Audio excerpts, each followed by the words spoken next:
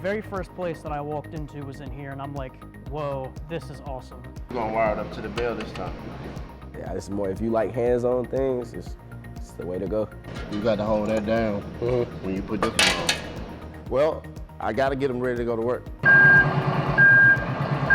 Kids that wanna go to work, come take this class, because we have partners. They will be able to go right out of my program and go straight to work.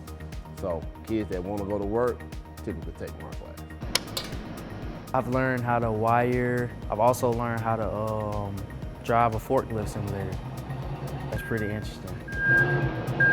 Ideal student for this particular class would be ones that's not scared to try and learn new things, ones that don't really know what they want to do in life. We definitely learn a lot of leadership. I would say I've definitely learned leadership. Current red Rep wire. it around there? Yeah. You'll be able to go into an entry-level position at a manufacturing company or a warehouse company and, you know, make a good living. Power's on, breakers on, lights on. Good job. You'll be properly trained.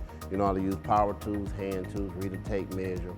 You'll be a well-trained, solid student, well, solid employee at that point.